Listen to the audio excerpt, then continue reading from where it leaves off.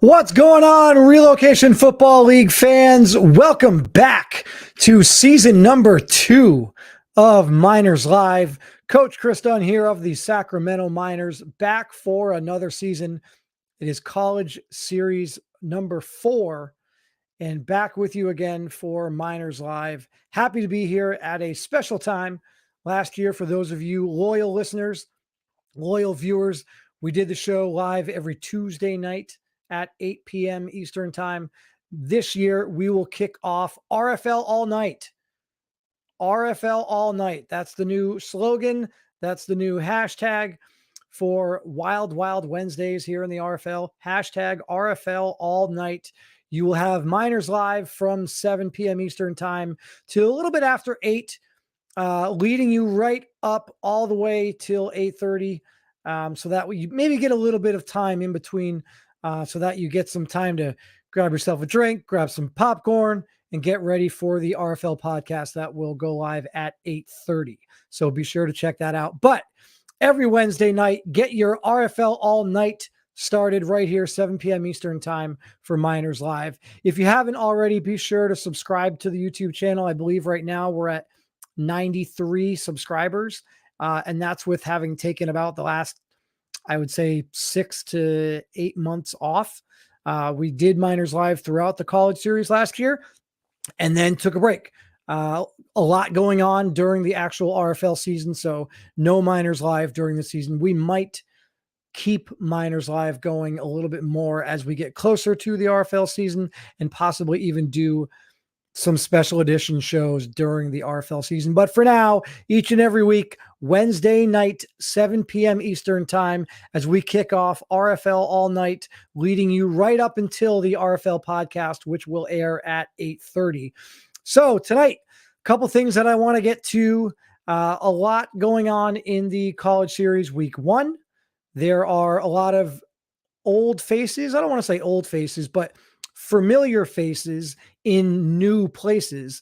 And so I'll have a special guest. I'll have Mitchie come on and talk a little bit with me about some of those new locations for the returning guys from College Series 3, how they fared in week 1. So we'll talk a little bit about that. The Big 12. Perhaps you had a chance to look at the rosters and look at the overalls of some of these teams and some of these players, and look at these schools. And if you look at the Big 12, you might ask yourself the question, is the Big 12 the best conference in the college series, right? So we'll talk a little bit about the Big 12, ACC, SEC. Perhaps there's a sleeper conference. Maybe there's a conference that isn't getting a lot of love. Maybe it's your particular favorite conference that you think has a chance to outperform expectations or possibly be the best conference in the college series this year. We can talk a little bit about that. Your questions all night long, again, from now all the way up until 8 o'clock, maybe a little bit after 8, we'll get you prepared for the RFL podcast tonight, as Smitty and the gang will certainly have a lot to talk about, breaking down all the action from week 1. We're not going to do that really here on Miners Live. I'm not going to go too deep into each individual game. That's what the RFL podcast is for. They're going to break down each individual game, and I want to give them their due and give them that opportunity and kind of leave that up to the guys. So really what you're going to get a lot of here is just overall analysis, overall thoughts and opinions on certain teams, certain players, certain aspects of the college series, certain things that might be going on in Discord. Last year, we had a lot of controversy centered around players leaking information in the locker rooms. We had breaking news stories about players seeking transfer requests in the middle of the season. For those of you that don't know, Notre Dame had about 21 or 22 user-submitted players last year, and they all transferred. Okay, so those are the stories. That's the news. That's the kind of stuff that you're going to get a lot of here on Miners Live. And so we'll kind of get things going a little bit here. And I want to talk about, I know a lot of people accuse me of being very, I don't want to say judgmental. I guess judgmental is fine. I can accept being judgmental. That's part of the show. That's part of me. That's part of who I am. And that's part of the reason why you guys watch, listen, subscribe, hit the like button. If you haven't already, please do so. Also at Miners Live, or excuse me, at Miners RFL on Twitter. And there's also the Sacramento Miners Instagram page as well. So be sure to check those out. One thing that people will often say is, Dunn, you are a hater about blank, whatever blank might be, right? If you are a user submitted player and you play on a particular team and I say something against that team, I'm a hater of that team immediately. No questions asked. No matter what, doesn't matter what I may have said last week or what I may have said earlier on that day. Immediately upon saying anything that you don't agree with, I am now a hater. Guys, I'm going to tell you right now, you got to get that out of your head. And if you got a problem with that, change the channel. Hit the unsubscribe button. I don't care. Because that's the kind of stuff that you're going to get. And look, I'm just going to start off right now. And if you watched the show last year, you know where I'm headed right now. College Series 2, University of Georgia Bulldogs, went undefeated, won the national championship, yada, yada, yada, blah, blah, blah, blah, blah, greatest team ever. Wake me when it's over, okay?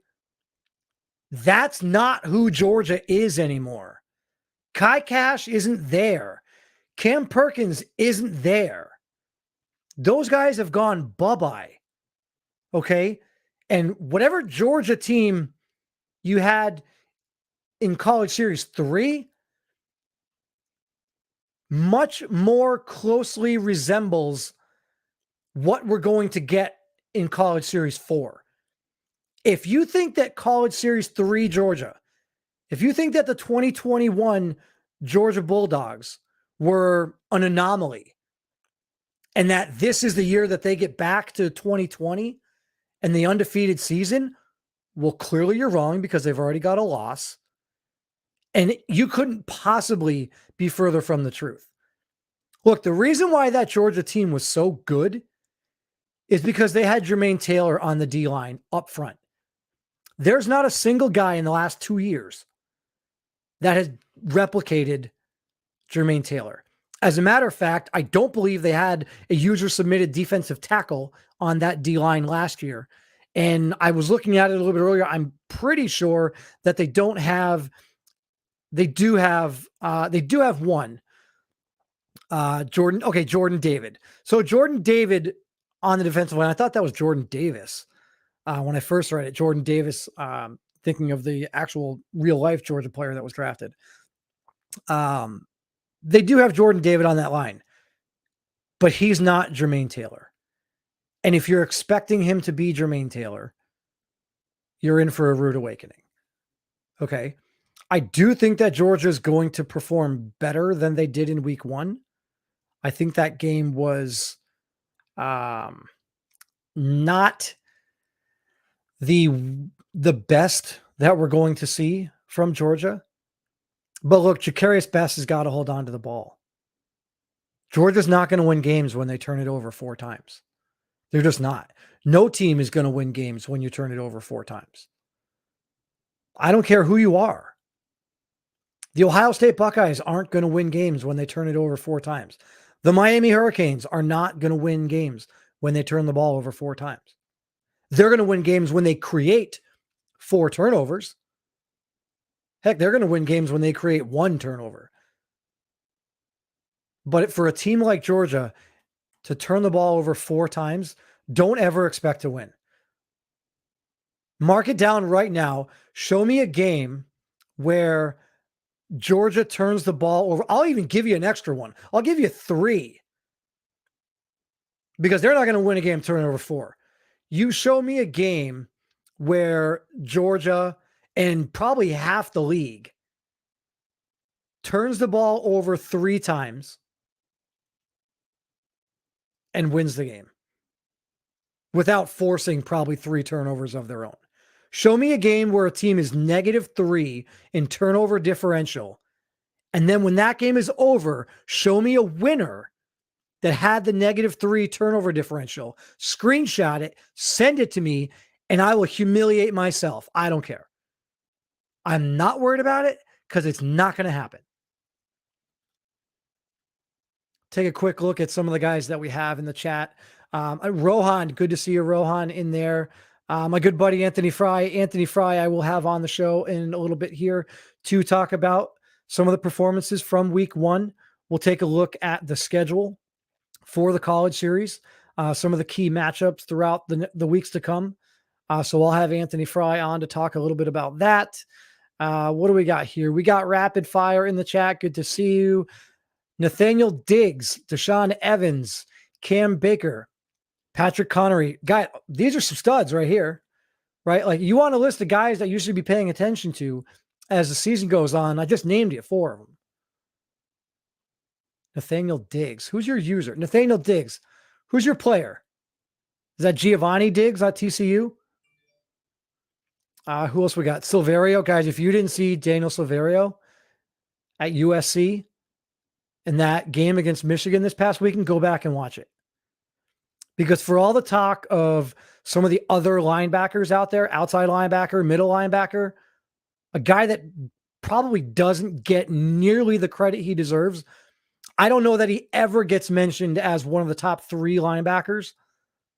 And maybe his name kicks around as top 5, but he's easily, in my opinion, entrenched as a top 5 linebacker in this college series, and that's Daniel Silverio at USC. Last season, he was the only player that USC had. And yes, Calvin Poole is fantastic, and Levi Dixon's great.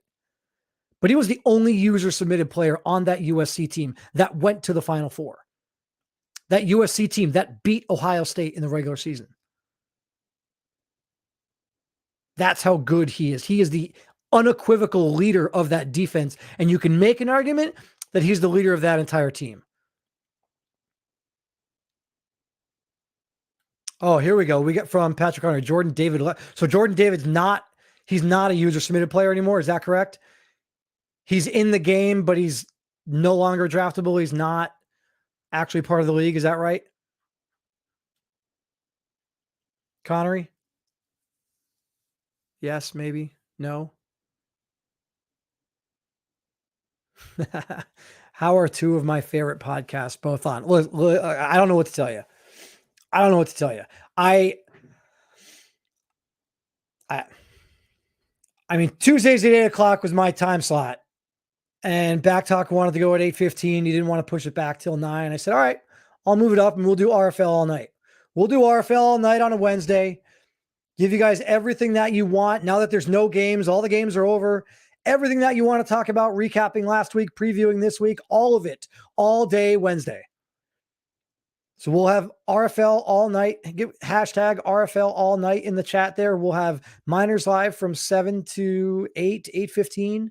Give you guys just enough time to sit down, grab some popcorn, grab yourself your favorite drink, whatever it is that you want to do. Cheers right now, ladies and gentlemen, to RFL all night. What we will not be doing a lot of cheersing to throughout the season is the Georgia Bulldogs, if they keep performing like they did last week. Now, look, yes, I'm critical of Georgia, and it's largely because they criticized every other school, every other player. They thought that they were the greatest team ever. Okay, well, you were 2 years ago. Show me what you've done now, because you haven't done anything. And you look at the spreads each and every week, and we'll get into some of the spreads for this upcoming week. And I'll even have everybody's favorite segment is going to return this year. And I'm going to do it live each week on Miners Live, the Done Deal. So the Done Deal is back. I know that's going to make many of you happy. I know Alvin Mack in particular, every single week that I didn't do it. I haven't seen him out there yet. Alvin Mack, you in the chat? Every week that I did not have a done deal, he was hitting me up in DMs. Dude, what's up? What's the done deal? Like, give it to me. So that will be back. I will have that a little bit later on in the show as well. So we'll get into some transfer stuff. But before we get into any of that transfer, some of the, again, newer faces, newer teams, familiar faces in newer places before we get into that, I want to kind of take a look at the top 25 as it was heading into week one, what we think some of that shakeup might be. I'm not going to give you my top 25 every week. I'm probably going to give you my top 10, but I'm not going to do it until week 4. I'm not going to sit here week 1, week 2, week 3 and talk about who I think the top 5 or the top 10 teams are. It's just kind of stupid, right? Because you're looking at, if they were number 1 right now and they didn't lose, well, then they're still clearly going to be number 1, right? So it's kind of easy to predict a lot of that stuff in the first, second, third, fourth week. So either week 4, maybe even week 5. I might even actually wait till week 5. So it's kind of just before the halfway point of the season. And at that point, teams have got 4 games under their belt, maybe 5 games. And we'll be able to kind of get a decent grasp there, but other than that, week 2, week 3, week 4, we're going to have 5, 6, 7 undefeated teams. So it doesn't really make a lot of sense for me to sit here and try to say who's the best team.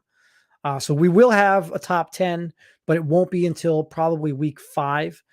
But I do want to take some time and go over some of the performances, some of the key performances from week 1, some of those top 25 teams and where they are, where they were heading into week 1 and what might change after week 1. And to do so, I'm going to bring in my good buddy, Anthony Fry, my very own tight end for the Sacramento Miners. He will join me on a lot of these Miners Live episodes. So welcome to the show, Anthony Fry. What's going on, buddy? What's good, League? What's going on, everybody? What's going on, Coach? Not too much. I really want to have you on for this particular part because, obviously you have a player that transferred from Notre Dame. I talked about it a little bit earlier. Notre Dame had 20 to 22, 23 players. Yeah. It seems like all of them transferred. Or got dropped. Your player included, Chico Canetti, linebacker, transferred to Wisconsin. Mm-hmm. So heading into the season, much different look, much different landscape. And again, I'll have Mitch on a little bit later to talk about some of those key transfers. But right here, take a look at the top 25 heading into week 1. Looking at those teams right there, based on the performances that we saw in week 1, which team do you think is positioned to make the biggest jump in the standings? Oregon obviously is going to take a huge leap. I feel like that's the easy given. I feel like Michigan's going to take a big fall, but I think they shouldn't. I think they should still be a top 15 team with their extremely impressive loss that they had. I know nobody thinks the loss is impressive, but that was a good game. But there are. I mean, when you're talking about a 12-game season, there are definitely such things as an impressive loss. When you only have, when one loss is going to separate a team from making the Final Four versus not making the Final Four, a lot of times it comes down to, what was that loss? Was it a good loss, or did you lose at home against an unranked team? Right. So there is a such thing as a good loss. Yeah, I think Alabama slides up a little bit. I think Maryland moves up a good bit with their win. The teams that won will be 1 through 16. We know how Smitty ranks them. Right. So I think Maryland will step up to 11 or 12 probably. Yeah, and I think so. You bring up a good point. I mean, look, the week 2 top 25 is going to look pretty much like the top 10 teams that are 1-0. Look, I mean, at the end of the day, teams 1 through 16 are going to be 1-0. So, it's just weird because we're looking right now. Georgia was the number 3 team in the country. And so they lost. I'm not going to sit here and say that Georgia is the 20th team in the country simply because they lost to Oregon. Yep. But when the rankings come out, right. And that's probably what's going to happen. There'll be 17 because they're probably the best. Yeah, right. When y'all drop from 3 to 17 or 18, I mean, it's going to go based off wins alone, but it'll even out by the end of the season. But I promise you, they will get their feelings hurt. I will have several people adding me, DMing me. I can't believe you hate Georgia so much. Why do you always trash talk Georgia? Look, give me a reason to say that you're underrated. Each and every year, I shouldn't say each and every year. The last 2 years, throughout the entire regular season, Georgia has been in the top 5. And yet they've never really done anything good. So yeah, they'll fall. A lot of these teams that are, preseason, I guess that's what we'll call this, preseason top 10 teams suffered a loss and now they're going to fall. And I don't necessarily think that they should, but that's kind of just the general way that it's going to work. That's why I'm not really going to go into top 5 or top 10 until week 5, because again, that's when we're going to be able to kind of separate the pack, separate the contenders versus the pretenders versus the teams that are just collecting participation trophies. Yeah. Was there anyone? I've got a few here that I want to go over. But before we do that, let's take a look. So here's what the top 25 was for week 1. I want to take a minute and go ahead and look at the schedule for the remainder of the season. Certainly take a look at some key matchups as we head into week 2, and we can break down some of those significant games. Maybe what game are you most excited for in week 2? So let's go ahead and That's an easy one. Yeah. Well, so then let's just do that. Let's start with week 2. Let's just go ahead and look at the week 2 schedule here. They'll pop it up real quick. Which game for you are you circling as the must-see DVR on-demand game of the week? Georgia and TCU is going to be the number 1 game that I don't want to miss. And pulling up close at number 2 is Michigan-Miami. I got a high opinion of Michigan so far. Yeah, so I guess for me, it comes down more to games that I think are going to be exciting. And I know that it's difficult in the RFL because there are so many teams that have 15 or 20 or even more user submitted players. And it skews everything, right? Because if you've got 15 users on a Georgia team and you've got 15 users on a TCU team, well, then there's a lot of eyeballs that want to watch that game. That game's going to, at minimum, there's 30 dudes that have a vested interest in that game. Yeah. And so that game's always going to be, a Sunday night. Usually that's going to be the 8:00 game on a Monday, the last game of the week. That's usually the time slot that is set aside for the quote unquote game of the week. But I also look at a lot of the games that have maybe they don't have a lot of those user submitted players, but they just have some sort of intrigue or some sort of excitement to them. And that's where I look at a lot of games. You bring up, what was the game you brought up? The Michigan game, right? Michigan-Miami, I think will look good. If you were looking at teams with less involvement, less invested, Arizona State could do well against Baylor. That could be a good game. Yeah, I mean, I think there's a lot of teams this year that either A, did not have very many user submitted players last year, or B, are going to be better, or we have seen in week 1, they are better than they were last season. And against over time, as the season goes on, as we get to week 4, 5, and 6, we will kind of regress on a lot of these teams, and, we'll end up with 2 or 3 teams that are, just absolute piles of, steaming dog poo, and that's going to happen. But right now, I think there's a lot of teams that we could say are going to be better than they were last year, and will lead us at least through the first couple weeks to come up with a little bit more intriguing matchups. I think, look, one of the worst games here of the week, at least on paper, is probably Oklahoma State versus UCLA. Yeah. Right. We're talking about 2 teams. Let's go back to the top 25 here. Neither one of those 2 teams are ranked in the top 25. So the Oklahoma State versus UCLA game Saturday at 1:00, probably not catching a lot of eyeballs. But for the diehards that go back and they catch glimpses of that game, and it's a close game late in the 4th quarter, those teams can garner some interest moving forward. So I guess I would kind of enjoy watching a UCLA Oklahoma State game that was tied late in the 4th quarter than watching TCU blow the doors off of Georgia. Because you're right. Because if you don't think that's going to happen, well, then again, you're wrong. I will give you, spoiler alert, I do not have the Georgia TCU game in my done deal, but I could have because TCU is not going to win by less than 6. They're just not. Yeah.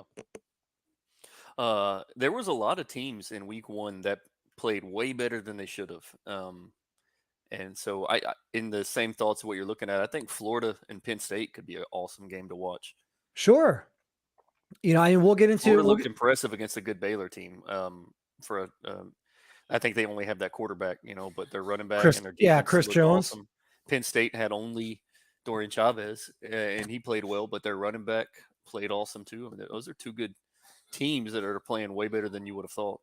Yeah, and I think as the season goes on too, people will start to identify a little bit more with a lot of these generic players. Right now, everyone seems to have the user submitted players, and that's all they're really paying attention to. But a lot of the generic players out there are going to start shining, and they're going to start performing. And so you'll start to see teams, like you said, a Florida that only has, 1 or 2 or 3 user submitted guys, but they've got some generics. You'll start to see them get a little bit more run, especially if they keep performing, obviously in a losing effort, but they played a really good team. Yeah. I think so. I think we're going to continue to see good games. Give me one more game before I get you out of here that you're looking at on this week 2 slate. Well, it's going to sound like a homer opinion to a lot of you guys, but Texas A&M at Tennessee is going to be a good game. Tennessee played good enough to beat Louisville, but we don't really know what Louisville is. And so Texas A&M is a team with no submits, but their majority of their defense is mid to upper 80s, so that could be a very competitive game. So explain to everyone out there why that's a homer pick for you, because a lot of people might not understand how that's a homer pick. I'm from Texas. I'm initially from College Station, where Texas A&M University is, and in RFL College Season 2, I was the tight end at Texas A&M before getting drafted by the Bisons and then traded to the Miners. So that's why it's going to be a homer pick for me. And it was a close decision whether or not to send Kennedy to Wisconsin and A&M, but I chose Wisconsin because I figured that team's so terrible, he'll get all the stats. Yeah, and look, I think I remember we talked about this a little bit. I think prior to you even formally announcing the transfer, you and I had talked about it, and you had mentioned that you were, interested in transferring out of Notre Dame and Wisconsin. I believe Wisconsin was really the only team that you had kind of thought long and hard about. And I think I was critical, and I was like, I don't know that that's the best decision. Mm-hmm. But this Wisconsin team played pretty well. Yeah. Losing effort, but that team played pretty well. Surprisingly, it's the same roster that was in College Season 3. And so to that roster, they added a better quarterback, a better middle linebacker, and a better safety. So it's going to be a better performing team. That O-line is surprisingly talented. They opened up a lot of holes for Landry, who was an admittedly slow running back. He was able to look good. So I think that Wisconsin team is going to be good. It's going to be better than we thought. I put it that way. We're going to be better than expected. We may get 5 wins. 5. Bill will take it. If you ask Bill, he'll probably say he'll take the over on 5 wins. I think 5 wins is aggressive. I had us beating Penn State by 2 touchdowns and by a field goal. Yeah. So, all right. So take away one of your 5. So then you had 5 and you had that as one of the wins. Yeah. So now you got 4, right? Yeah. 4, all right. We'll take 4. We'll take 4 wins. Yeah. 4 wins for the Wisconsin Badgers this year. Chico led the team in tackles. Right. That's what I made him after, was just a guy to put in the middle of the field to eat up all the tackles he can. So we'll see how it pans out. We'll see how the gamble works if he gets drafted.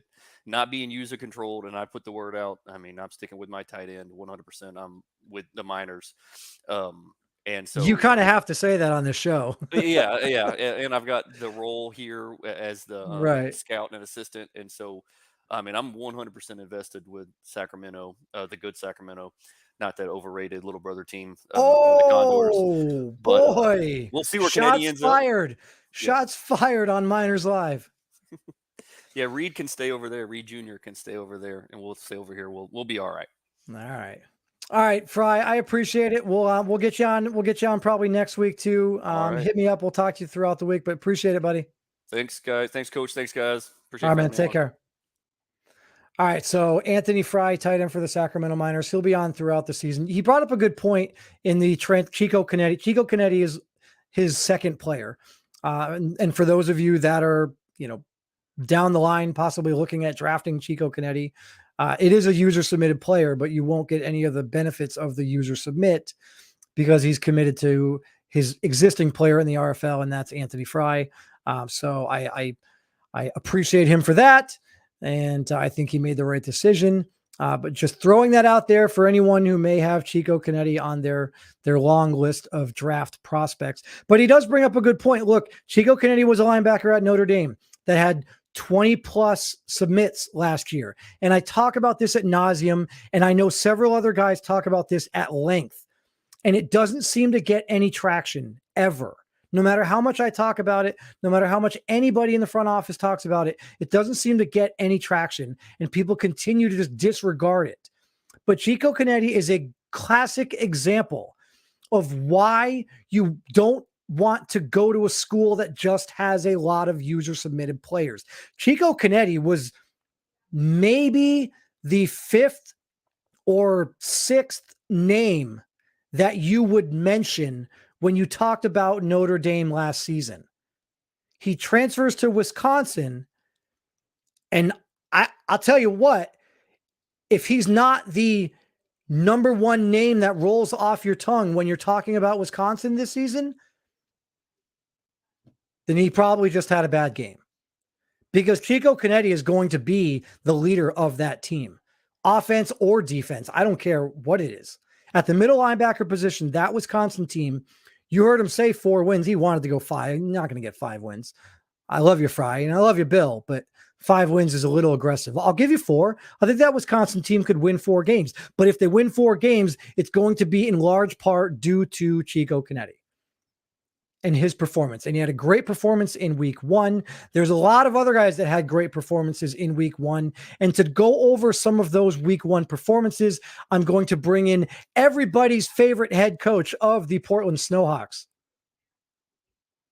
There's only one head coach of the Portland Snowhawks. What's going on, Mitch? I'm back. There's only one of you. But I've reemerged. Arthur Ullman is crying right now because I think he can definitely be the best player in Wisconsin's defense. Come on. I know Canetti. I know Cannetti's obviously middle linebacker. He's going to get a bunch of tackles, but come on. Arthur Ullman is a really good free safety for the Wisconsin Badgers. He had an insane first game, so he's going to have an interception run back for a touchdown in order for him to get player of the game on that team when Canetti has 13 tackles, a sack, and a forced fumble every game. Fair enough. But if we looked at Ullman's first game in the RFL, I definitely would argue that he's going to make a presence for the Badgers. Well, here we go. Amir Williams, former running back of the Miami Hurricanes. Oh, that's not him. It's Arthur Ullman. That's Arthur Ullman. Whoops. He's not very happy. Wisconsin needs to focus on getting more than 2 wins first. So let's do this, Mitch, real quick. You heard Fry say 4 wins. Amir Williams says focus on getting 2 wins. You split the difference here. What's Wisconsin get? 3, 2, 4? What do you got? I think I'm pulling up the legal officer right now that's Smitty posted just so I can double check their schedule, but I think 4 is reasonable depending on who they face. So I've got the schedule right here. I've got Wisconsin's schedule up on the screen right now. If we look at Penn State, they already lost. So let's look at wins. Oklahoma State, that's a winnable game. Oh, definitely a winnable game. But then show me where they get 2 more wins. Oh, come on, Smitty. You gotta have the legal officer updated. But yeah, okay. So let's flip down. So they got Notre Dame. They can beat Oklahoma State. I think they can beat Arizona State, even though they have a really good offense. I think that they can probably beat Iowa. That's about it. Those are cans. Yeah, so. But we're not talking definite. We're talking they can beat them. Oh, can? Okay, well, they can beat Oklahoma State. Honestly, I picked them on 307 to beat Notre Dame this week. So that's 1, 2. I think they can beat Maryland. It's going to be tough, but I think they can do it if they play their best football. They can beat Arizona State if they play their best football. And they can beat Iowa if they play their best football. So Yeah, I think best case scenario here is like Fry said, they get 4 wins. I just gave them. I'll say 4. I think Notre Dame, Oklahoma State, Arizona State, and Iowa. I think those 4 games that they can come out victorious. This is going to be a running theme, and I'm just gonna kind of squash this now, but I know this is going to be a running theme throughout the season, and here it is already. Arthur Allman should have beat Penn State. Shaking my head. Look, that's great. That's fine and dandy. And if you want to go in Discord and you want to come on Miners Live and you want to hit up every podcast chat and talk about how Wisconsin should have beat Penn State, that's fine. You have every right to do that. But you didn't. You didn't beat them. And so don't cry about it. Just be better, right? Hashtag be better. You know what the funny part of all this is? Arthur Allman was like your biggest fan. I had never seen him anywhere else before coming, watching your show. Yeah, he was one of the only people that was in your chat when it was like 4 people. And he didn't have a player. I don't know how he found your channel. He didn't have a player, and then he made a player, and now he's balling out for Wisconsin. And he's balling out, and I'm criticizing him. I love your rapid fire. I've always referred to as rapid fire because that's who you were to all of us last year before you even had a player. Who is your player? Right. Why are you here? How did you find him? But yeah, big shout out to him. He's really been supporting the league, supporting you for the longest. I never even saw him in the RFL podcast chat, but he was always in your podcast chat repping. So big shout out to him. Yeah, I guess I have. We will never question who my number 1 fan is, right? Well, that's Rohan, but Rohan. I forgot. Sorry, Rohan. I apologize. I know you're out there. So Rohan is the number 1 fan, and Rapid Fire is a close second. If he's not a Miners fan, yeah, I think he's lying because he was only ever here.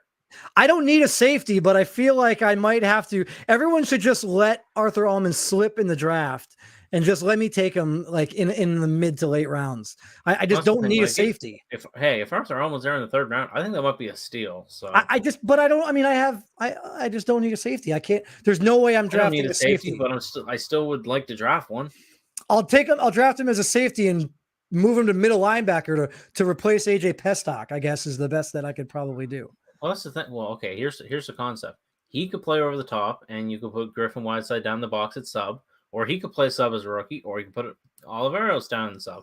Right. Oliveros maybe not. He's a really lethal, strong safety, but he's fast. Whiteside, he's 6'3", 215. It ain't ideal, but linebackers run 215 now in modern day football. Right. But all right, but I'm not on here to talk about Wisconsin and their safety play. So let's do this. I didn't have time to put the graphic together for it, but I want to talk about some key transfers.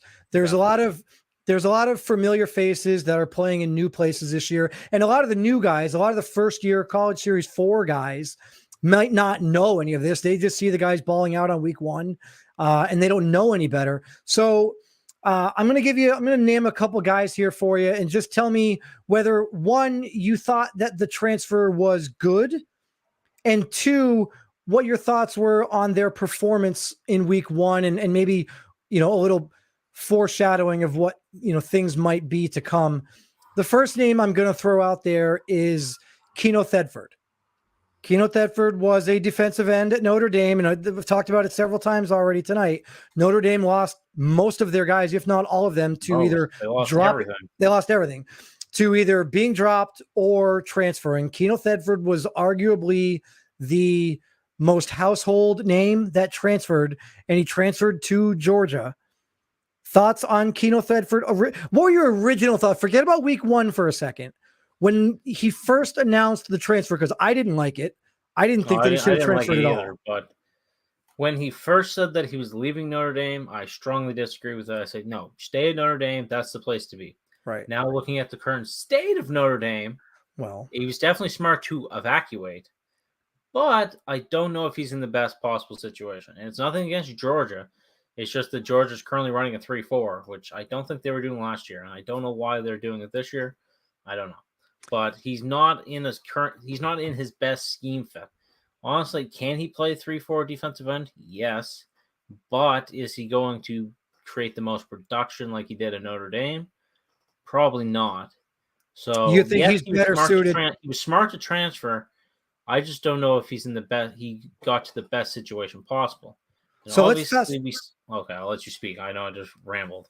No, so let's, because you bring up a good point. Let's fast forward a little bit, because the college series is great, and we're going to get 2 years out of Thedford in the college series. But at the end of the day, we don't really care about what he does in the college series. We care about what he does, especially you and I, right? Oh, exactly. You and I don't really care what he does in the college series, especially because you and I aren't going to be able to draft him when the draft comes around. So looking at his future in the RFL, you're saying he needs to go to a team, or whatever team takes him needs to utilize a 4-3, because that's going to best fit him and his style of play, correct?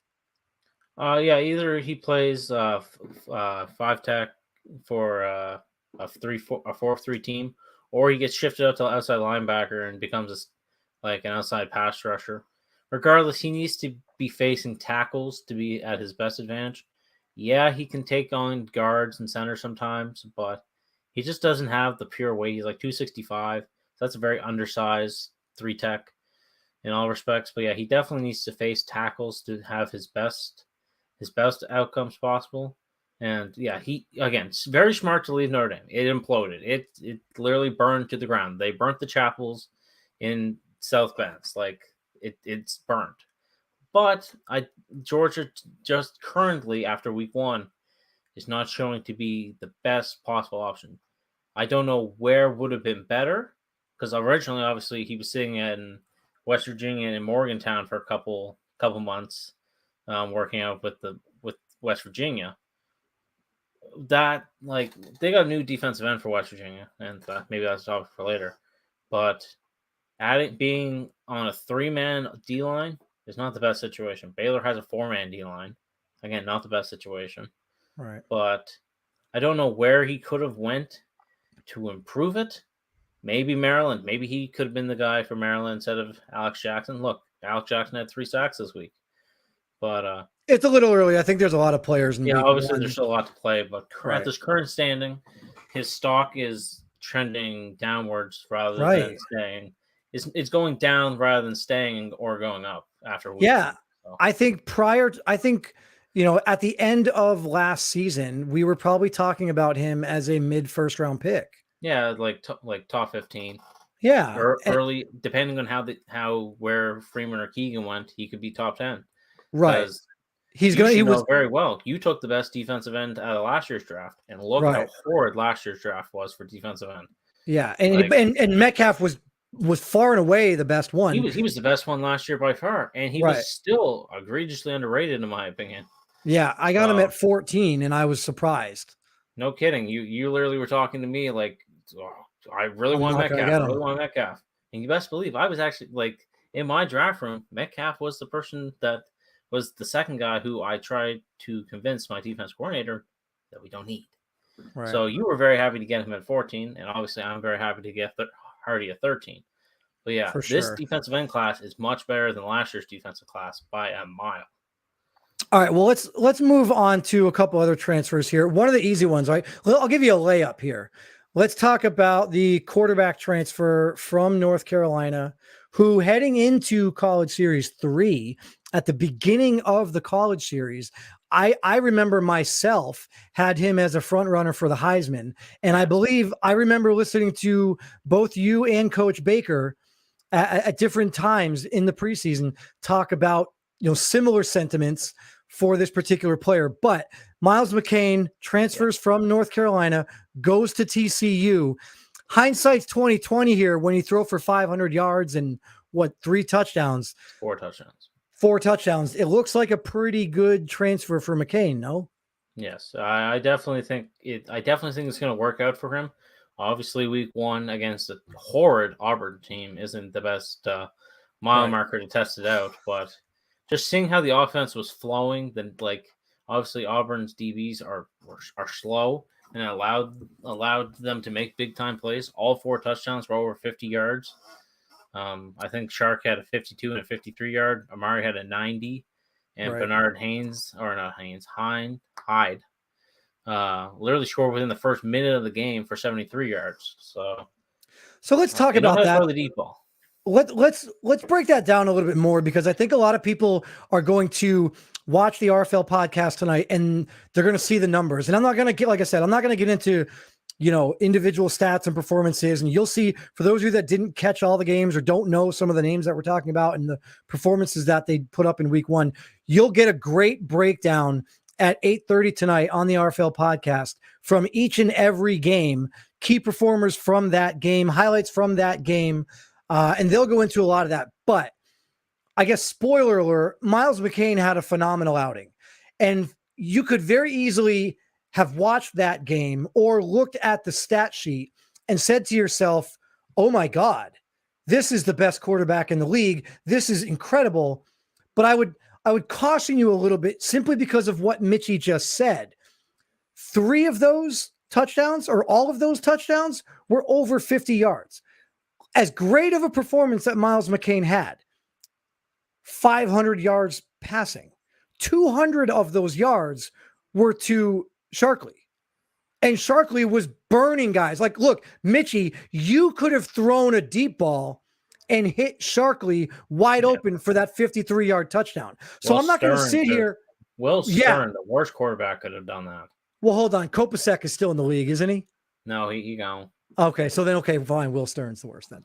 So, yeah, I mean, Will Stern, quarterback of Florida State, if you don't know, he could have thrown that ball and hit Sharkley for those touchdowns. Sharkley was that wide open. So let's pump the brakes a little bit on Miles McCain and throwing for 500 yards and giving him the Heisman already. I'm probably more impressed with the performance of even Calvin Poole.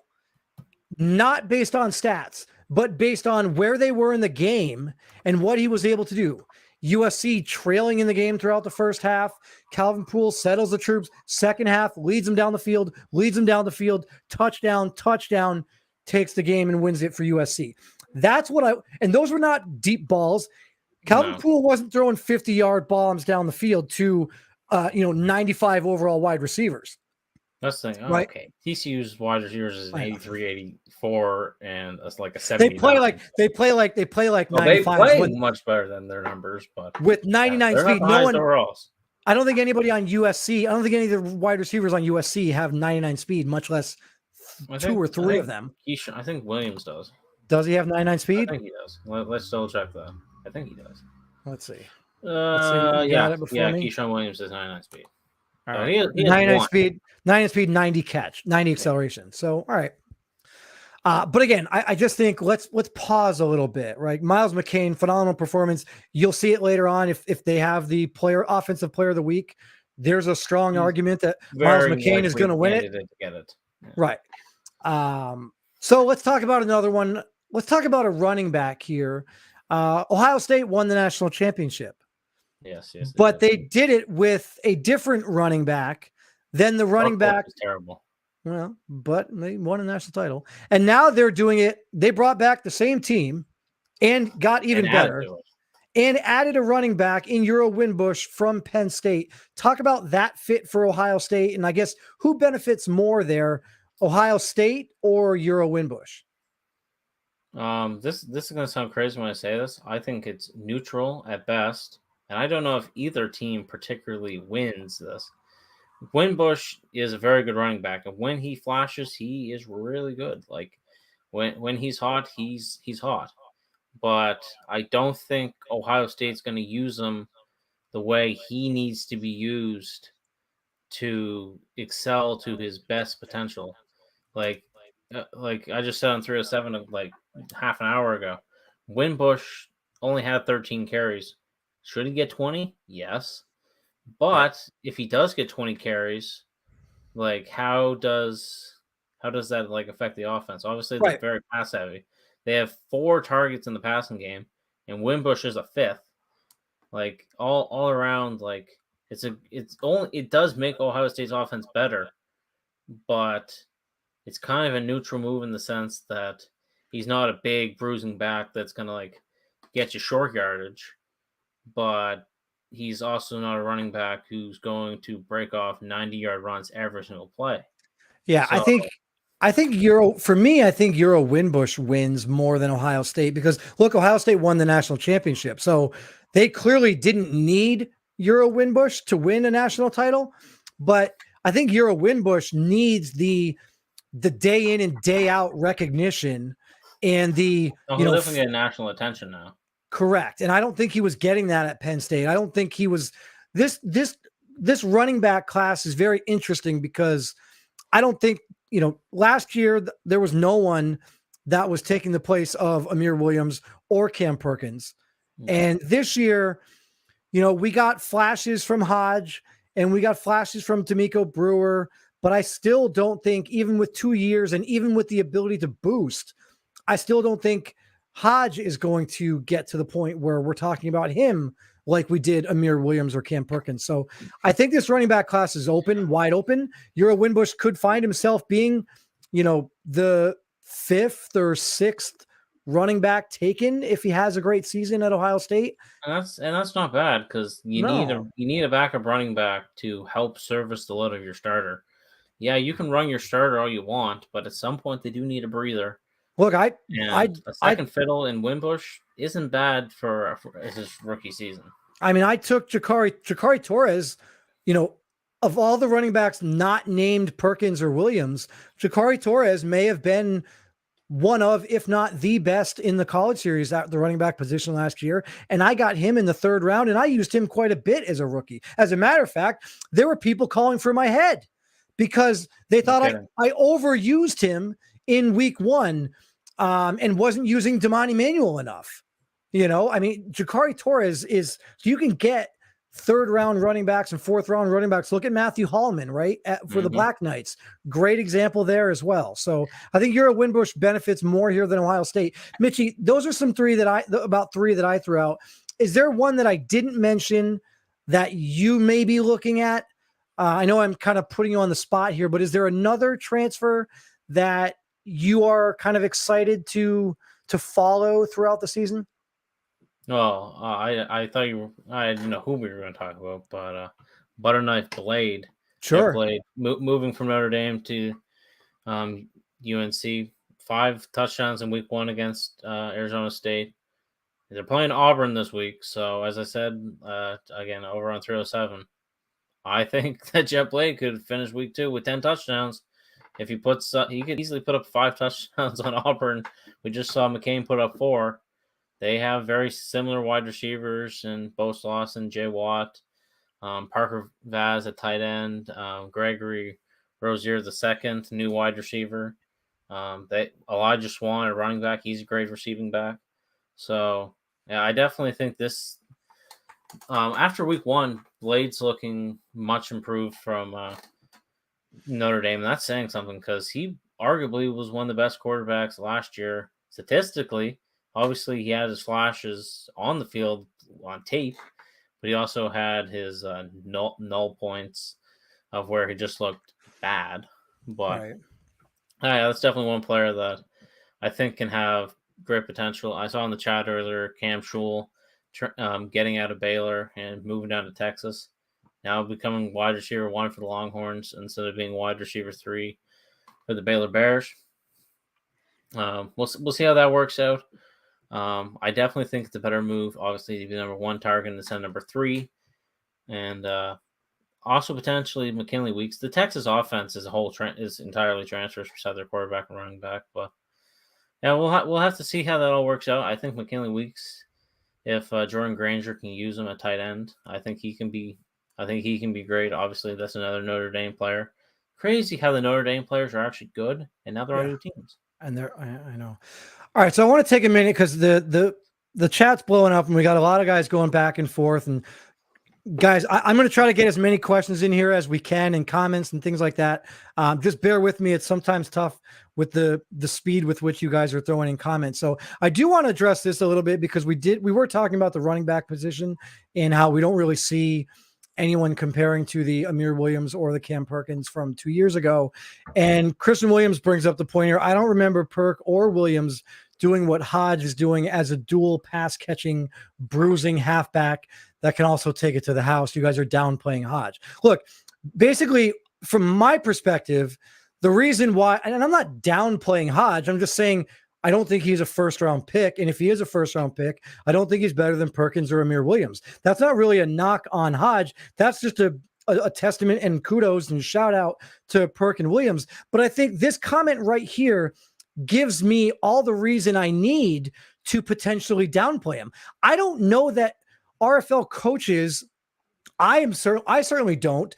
I don't really want the running back that is, I'm not unless you need him to be your starter, the dual pass catching, bruising that can also take it to the house. You just described a unicorn, right? Because when you get to the RFL, you don't have a power back, right? Power backs with 89 or 88 speed or 90 speed taking it to the house in the RFL. You don't have that on safeties with 95 speed and corners with 97 speed and middle linebackers with 89 speed. You're not going to get that. And pass catching, okay, fine, but that's all dependent on what the playbook is and what team drafts you.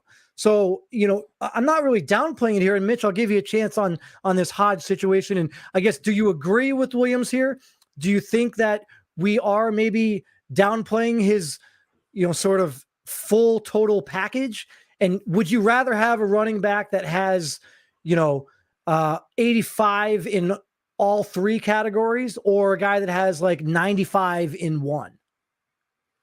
Now, this is actually very funny to obviously read this stuff, because we're talking about a unicorn, and you're technically right, but it's very funny because I possess a unicorn on the Snowhawks in Jake McDonald.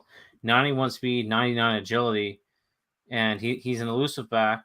Well, he's kind of elusive, but he's a power back primarily, but he also has 81 catching and 76 short route.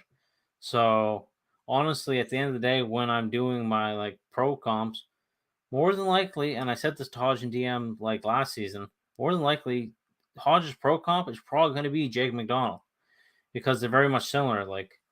They both run physical. Jake McDonald can stretch the field for long runs if necessary, and so does Hodge. And they both catch screen passes, can catch wheels. But Hodge is not better than Perk or Amir. That's those two were different type of animals. The juke Amir had Amir had 6 touchdowns for 80 plus yards. Yeah, the juke moves that we saw. I'm not saying Hodge can't do it. We're not seeing that. Yeah, and Perk was ripping off 150-yard games on repeat. And I'm not saying that Hodge can't do this stuff, but those two were so special. I don't think we're going to see a running back who can do what they did. And I think played 15 games. And also, to your point about pass catching dual threat running backs, look, you can have a 75 overall running back with 70 or 65 pass catching ability, and he's still going to make plays out of the backfield in the passing game. So, I mean, it's almost like a wasted attribute. If you've got a running back with 90 catching, it's wasted. I'd love to take 20 of those attribute points and put them anywhere else, because break tackle primarily. You go. Break tackle is incredibly important. Yeah. I mean, look, I think that Hodge is closer to Jakari Torres from that draft class than he is Cam Perkins or Amir Williams. That's where I would disagree. Obviously, well, the one thing I can disagree with is that Hodge does have to go up and get at speed. Obviously, my notorious line for Jakari Torres was a Ferrari with a tractor-trailer transmission. Right. That, he had 97 excel, 97 agility, but he had 85 speed. So, yeah, he can get to his top speed very quickly, but when he's trying to shift gears to get the next level, it ain't there. So, all right. So we went over a bunch of the transfers, and we'll take you guys probably right up close to that 8:30 mark. Probably get you out of here about 8:15, 8:20. Give you guys 10 minutes to go ahead and get ready for the RFL podcast, which will go live at 8:30. But enough about transfers. We'll get a chance to watch them throughout the season. I want to take a couple minutes here and kind of go over some of the boomers and bust, the boomer and buster of the week, right? So throughout the season on Miners Live, I'm going to give you guys some players that I would consider to be boomers. And then also, because in the spirit of what I do, whether you like it or not, I'm also going to give you some busters, because each week there's going to be a buster. And so Mitchie and I'll get right into it here. Mitchie, I'm going to throw some names up on the screen here for you. The Boomers for week 1. Defensive end J.J. Reed out of Alabama. Quarterback Miles McCain, who we obviously talked about. Another quarterback, West Virginia, Tajay Gaddy. Probably doesn't get enough credit for what he did in College Series 3 and what he did in week 1 of College Series 4. Wide receiver out of Clemson, DeAndre Campbell. If you didn't get a chance to watch that game, look at the numbers that he put up in week 1. And then a guy on the defensive side, again, cornerback from Ohio State, Joel Howard, had 2 picks and 2 pass defense against Notre Dame in that big blowout win. So, Mitchie, give me your thoughts on these Boomers for week 1. I'll start with DeAndre Campbell. It pains me to talk positive about him because he's always trolling in the chat, but he earned my respect this week. 219 yards, 3 touchdowns. You can't argue with that. That's just amazing production. Obviously, going against the DBs on UCLA, kind of easy work in a sense of they're not the best. Now Clemson plays West Virginia this week, so we get to see him play some real DBs. I'll move on to Taj. Taj really did play. There we go. But he played a weak defense. Well, so Miles McCain played a weak defense. Yeah, you're going to take away 512 yards from him too? Come on, take a shower. RFL Podcast is on in 20 minutes. Yeah, but back to Taj. Watching his game against Stanford, arguably again, Stanford's not the best team, but this was the first time that I saw Taj really play quarterback and say, yes, that is a quarterback I can build my franchise around. Last year, Taj, he played good. He had his flashes, and I do credit the rain in some respects that it didn't help him by any means, but he just looked really good this week. He looked composed. He looked confident.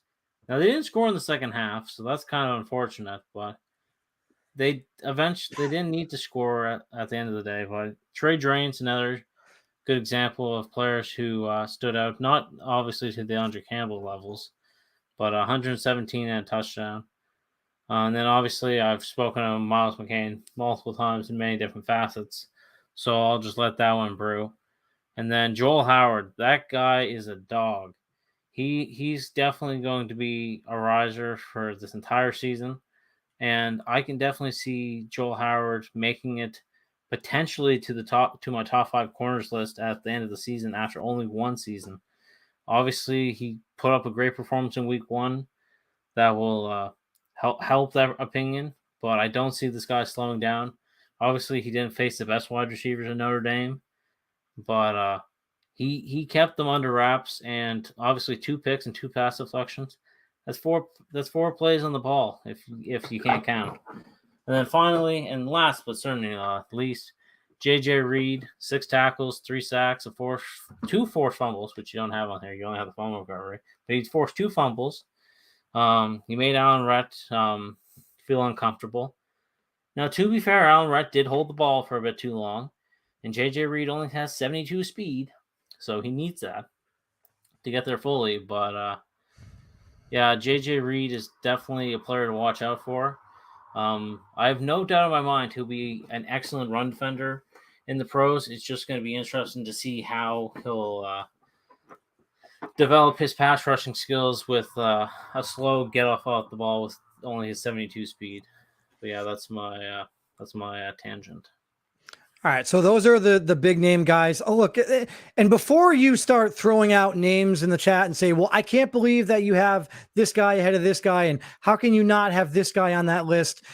Guys, this isn't the top 5 players. I'm not saying this is the best 5 performances that we saw. I'm going to do everything to try to not throw the same names up there on a week in and week out basis. If Miles McCain or Tajay Gaddy go out and they have similar performances again in week 2, I'm probably not going to put their names up there again. There's a lot of guys in this league who are going to have a lot of great performances, and I want to give all of them their due as long as they don't play for Georgia. And on that regard, let's throw up the buster list, because I could make a whole graphic for the Georgia Bulldogs. They could all be busters on this list. So, Mitchie, let's go over the busters for week 1. Only one Georgia Bulldog. You guys are lucky I was feeling generous. the busters for week 1, running back out of North Carolina, Elijah Swan. He might as well have stayed home. Zeke Pruitt probably should have just stayed down on the ground in the middle of the second quarter and not got back up. Allen Mourning had a lot of hype coming into the season. Those 4 interceptions are not moving him up anybody's draft board at the moment. Charles Hemingway had a lot of hype heading into the season, as did the entire Baylor offensive line. And look, Baylor had a blowout win, and you can say, how can you have a Baylor player on here? Look at the game that they played. Yeah, well, look, that doesn't mean that the offensive line played well. The defense is winning games for Baylor. They've been winning games for Baylor for 3 years, and they continued to do so in week 1 of this season. 2 sacks allowed for Hemingway. A lot of hype around him so far. I'm not buying it quite yet. And then Hakeem Prince, the wide receiver for the Tennessee Volunteers. Look, 3 catches for 32 yards. That's not going to win championships. And then when you turn around and you drop 3 passes, that's certainly going to find you on the buster list week in and week out. Mitchie, what do you got on this list here? Yeah, so I guess I'll just start from the bottom and work my way up to the top. Hakeem Prince just did not have himself a great outing. Tana Nickerson, his quarterback, gotta give him his props. He did play really good. He beat Louisville. He came out and put up a good performance, but he's gonna need his wide receivers to step up, especially Hakeem Prince. Like the guy does have potential, and I don't think he should declare for the draft this year. But yeah, you gotta stop the drops. This isn't North Carolina. You gotta catch the ball. Charles Hemingway, 2 sacks allowed. Yeah, that's unfortunate, but at some point the O-line has to break. It just happened that Charles Hemingway was the faulty leak. Obviously, having 5 submitted offensive linemen is a very rare feat to ever be completed in the RFL at any point. Right. We haven't seen it. This is the first time in history. But I'm sure he'll bounce back, and I'm sure we'll have another Baylor offensive lineman on this list at some point this season, just because, there's 5 of them submitted, and one of them is going to have a bad game every once in a while. They won in a blowout fashion, but we'll just see how she goes. Now we have the 2 quarterbacks here. Allen Mourning, that was something. That was something. It's as simple as that. I don't know how to explain it. He just had the jitters. It was a bad day for Oklahoma football. I honestly lost for words watching it. He was honestly quarterback 3, and obviously it's only 1 week, and I guess he'll have to stay at. I'll keep him at quarterback 3. Obviously, there's just 1 week, but other quarterbacks like Miles, Taj, Blade, they definitely inched their way closer to Mourning. I'm not saying the Mourning fell, but he definitely didn't help maintain or rise. Very similar to Keno, but obviously we still have a whole season to watch. Zeke, I said this on 307 when we were reviewing the game. Obviously, the first game of the week, so it was very interesting to see the debut of Zeke Pruitt. All 4 interceptions came in the first half. He didn't play horrific in the second half, but he definitely didn't play to win the football game. And obviously, being down like 30 points, yeah, it's garbage time. It's kind of hard to do that. But yeah, you can put up points in garbage time. I mean, that's going to happen. What about Elijah Swan here? 15 carries. I mean, Swan had some big moments last season for North Carolina. There were times where Miles McCain was struggling, and that North Carolina offense would only go as far as Elijah Swan would take him. But 15 carries for 28 yards. That's less than 2 yards a carry. That's terrible. Yeah, that was definitely very disappointing to see, because I have very high expectations on Elijah Swan. Coming into the season, I expected him to show out and become RB3. And obviously he still has 11 weeks of regular season football to prove me right or wrong. But this first week definitely didn't help Elijah Swan's case by any means. But UNC also had a very lethal passing attack. So just to show this first week, they didn't really need him, but it would have been very pleasurable to see him succeed and at least have a better than 2 yards per carry. All right, Mitchie. So we've got about I'm going to get you out of here in a minute here, but before I let you go, I want to give you an opportunity to look at the week 2 schedule.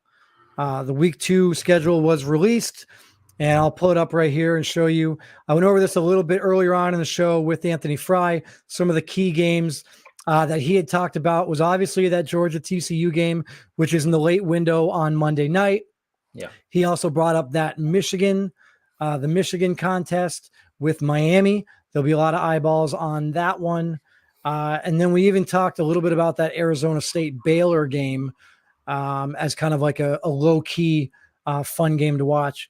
Is there any other game that you see on this list that we are going to look back on this time next week and say, wow, what a game that was? Actually, I said this when I was reviewing the schedule over on 307 that Washington versus Maryland. I do think that looking back this week, if you told me that game ended up being top 3 of the week, I could genuinely believe that. Obviously, yes, Georgia versus TCU and Michigan versus Miami. And Aaron and I also very vocally talked about Arizona State versus Baylor. And I think the point spread is absolutely disrespectful. 50 must win by 15. Honestly, if you got a bunch of reloads, I genuinely would put it on Arizona State to be closer than 15 points. Like, Arizona State is probably going to lose, but they only lose by 10. You ain't winning your bet if you bet on Baylor. Yeah, and again, guys, I like I said earlier on in the show, I'm going to do this each and every week. I'm going to have my done deal. And for those of you new guys that don't know what the done deal is, it's basically each and every week I'm going to look at the spreads. I'm going to look at the schedule, and I'm going to give you 3 games. You guys have the ability to bet reloads if you want. I'm going to give you 3 games that I think are an absolute done deal. Lock it up based on those spreads. And so I'll get a chance in a little bit here. I'll go over my done deal picks for this week. And I think you'll be pretty intrigued by what you see there. And if you choose to go ahead and bet on those games based on what I said, great. If you win, great. If you lose, well, sorry about that. Better luck next time. Sorry about your luck. Feel free to @ me in the Discord and tell me that you bet $1,000 and you lost it because you listened to me. Any last thoughts here, Mitchie, before I get you out of here? No, I think I've covered everything that I arrived here to speak on. I love how I just walked in the room and started yapping about Wisconsin. But yeah, I had to get you. It was topical. It was topical. We were on the subject. We were on the subject. So. All right, buddy. Yeah, well, I appreciate it. I appreciate you having me on, and sorry for cutting you off, but I appreciate having me on the show. I'm sure this probably won't be the last time I'm on in this series of events. I'm sure I'll reappear at some point. For sure. I know the RFL community loves seeing my beautiful mug. It's a very popular photo in the Discord. I'm getting a haircut and shaving my beard off tomorrow. So maybe you know what? You should hold off, Mitchie. Hold off. Schedule your haircut for 7:15 or 7:30 next Wednesday, and go and pop on from your phone in the barber's chair, and we'll have you get a haircut live on Miners Live. Can we make that happen? I got the haircut booked for tomorrow night at 7:30. So it was very 7:30. I mean, do we have to do a special edition Miners Live? You're gonna get your haircut on the live broadcast? I don't know. The RFL game's going to be on, so I don't know how many viewers we're going to get to come see me cut my hair. But ooh, here's a better one. How about this? Mitchie can't get a haircut until Georgia wins. Well, it's booked for tomorrow. My head and beard is coming off tomorrow, so it's very unfortunate. But Mitchie will look like a defenseman in the NHL midway through the Stanley Cup Finals if he has to wait for Georgia to get a win. Yeah, I'll have my playoff beard going by that point. But for sure. All right, Mitchie. Well, appreciate you coming on. We'll definitely have you on throughout the season. As always, love to have you on talking RFL, talking college series. So appreciate it, buddy. We'll talk to you soon. I'm sure I'll see you in the chat during the RFL podcast too. Yeah, definitely. I'll talk to you later. All right, bud. See you, everyone. All right, there you have it, guys. Coach Mitch O'Brien of the Portland Snowhawks. He's getting a haircut tomorrow. Who knew? If you guys aren't doing anything tomorrow and you're watching the kickoff of week 2 in the college series, while you're watching the game, Mitch will be getting a haircut. So be sure to throw out hashtag Mitch's new haircut in the chat tomorrow during the kickoff of week 2. But as we get prepared for the kickoff of week 2, it's about that time, guys. I want to go ahead and give you my done deal lock. So I'm going to throw up the schedule one more time on the screen. We got about 5 minutes left here, maybe 7 or 8 minutes before we get you out of here in time for the 8:30 RFL podcast. But here is the schedule for week 2. Alabama -6.5 at Texas. Washington -5.5 at Maryland. Those are the 2 games on Thursday. Then on Saturday, USC is -3.5 at home against Oklahoma State. Louisville is 8.5 point underdogs at home. If you're looking for the quote unquote common theme in sports betting, always bet the home underdog, and Louisville getting 8.5 points at home against Iowa might not be a bad play. Florida State, 10.5 point underdogs at Oregon. Tennessee favored to beat Texas A&M by 4.5. Florida at Penn State. Penn State's favored by 3.5. Arizona State versus Baylor. Baylor by 14.5 points. Again, Mitchie was talking about that. That is a lot of points. Wisconsin versus Notre Dame. Notre Dame favored by 6.5. Stanford, USC by 11.5. North Carolina, Auburn. Carolina, the big favorite there. Ohio State, Oklahoma. For those of you that remember, Oklahoma beat Ohio State last season. Ohio State favored by 10.5 here. And then on Sunday, Michigan, 6.5 point underdogs at Miami. LSU, 3.5 point favorites at South Carolina. And then Monday night, West Virginia, 4.5 point favorites at Clemson, and TCU 5.5 point favorites at home against Georgia. So that's the full slate of games for you guys. I'm going to give you my done deal. So again, 3 picks every single week. If you guys like betting on the games, great. Go ahead and do so. Tell me how you did. If you bet these 3 games, tell me how you did. I'm going to keep track of how I did throughout the season. Last year, I did pretty well. If you had taken my bets last year, you did pretty well. The only issue is if you bet 3 games, you have to win all 3 games, which is a little bit of a bummer. It's a little different than normal sports betting. But in the RFL, in order to win, you'd have to win all 3 games. So if I go 2-1 every week, that's considered good for me. That's not considered good for you, because that one loss is going to prevent you from getting anything. So without any further ado, the done deal locks for week 2 of the college series. Here you have it. Florida State on the road at Oregon, getting 10.5 points. I get it. Oregon looked good in that win against Georgia. But Florida State didn't look terrible. They didn't do a lot on offense. I understand Will Stern's not that good. I also don't know that we're going to get 4 turnovers from Oregon's defense. I think Florida State has the ability to hand the ball off and run the ball a lot more with Amari Bone. And I don't need Will Stern to win the game. I just need Will Stern to put Florida State in a position to score 13 to 17 points. And I think Florida State's defense is capable enough to keep Oregon under 27 to 30.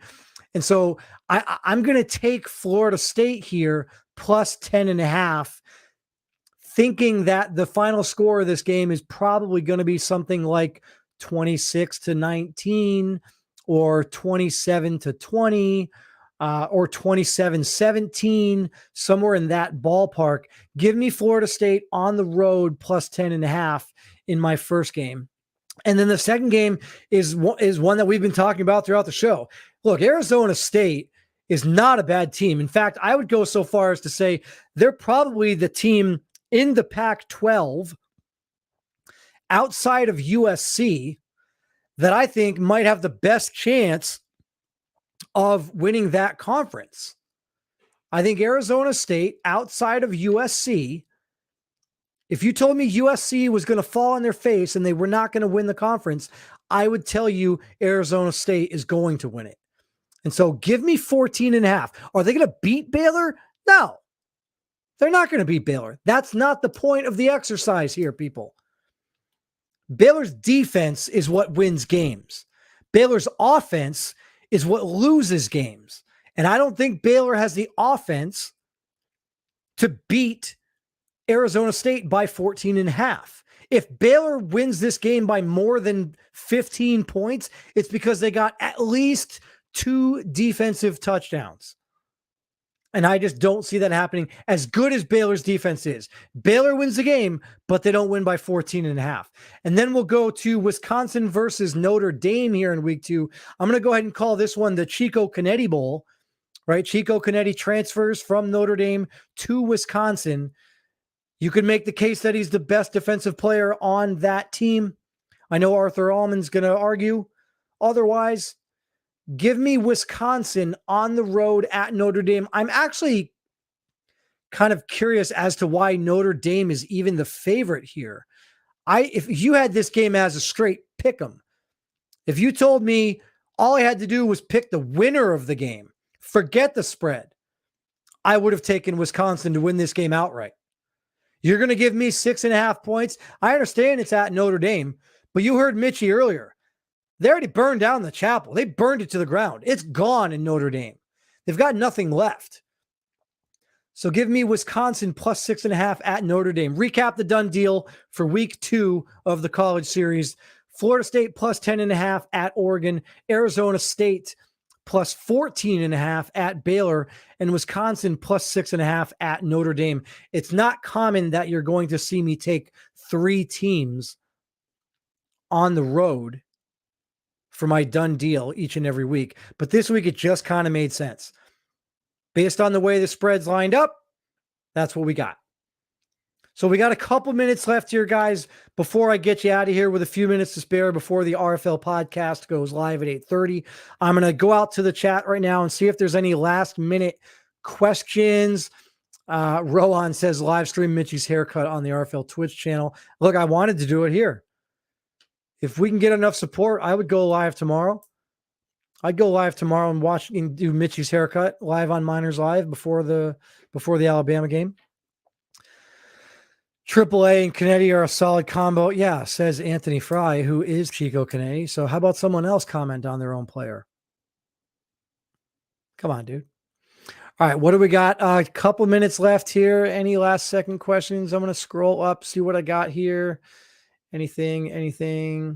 A lot of support for the show here, guys. I really appreciate it. I know I'm going to make a lot of you guys upset.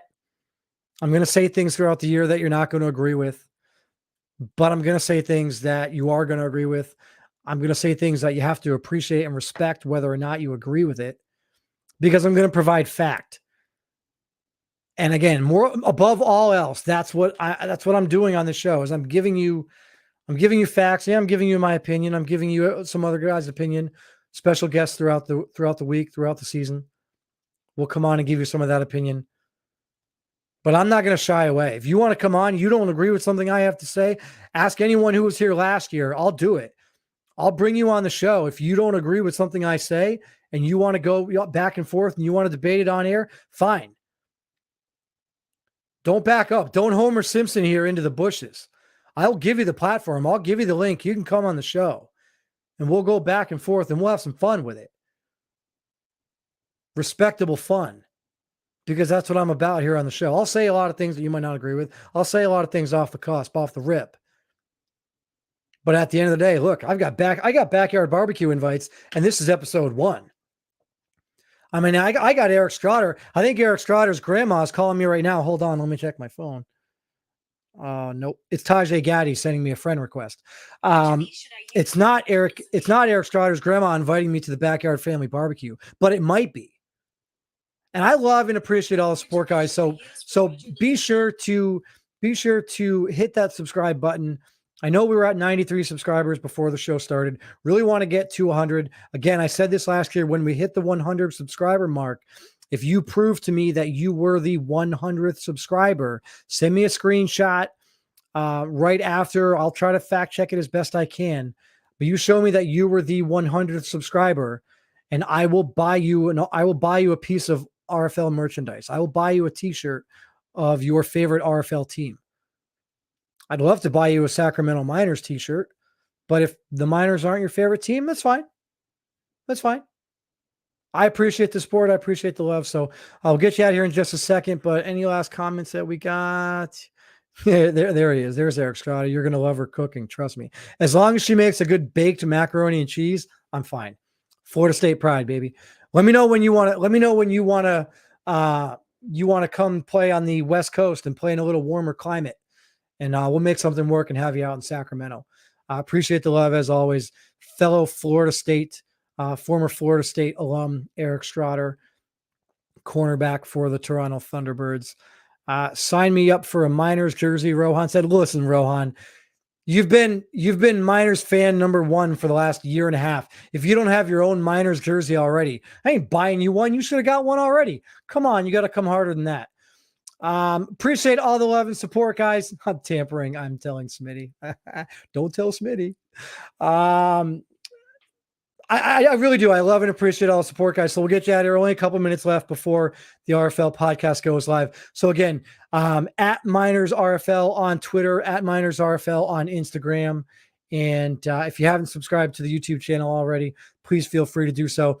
Special shout out and thank you to everyone throughout the night in the chat. Severio, I see you there. QPOC, I see you. Rapid Fire. Glad you finally have a player in the league. I recognize the support, even when you didn't have a player. That's fantastic. Rohan, another one, doesn't have a player in the league, but love the support. Lito Loso, Eric Strotter, Anthony Fry. Again, love it, guys. I'll see you in the chat for the RFL podcast. Until next week, Wednesday night, 7 p.m. Eastern time, we'll be back for another episode of Miners Live. But until then, I am your host, Kris Dunn, wishing you a good and great RFL all night, wild Wednesday. Don't go anywhere. The RFL podcast comes up next right here on the RFL YouTube network. Take care, everybody. Have a good night.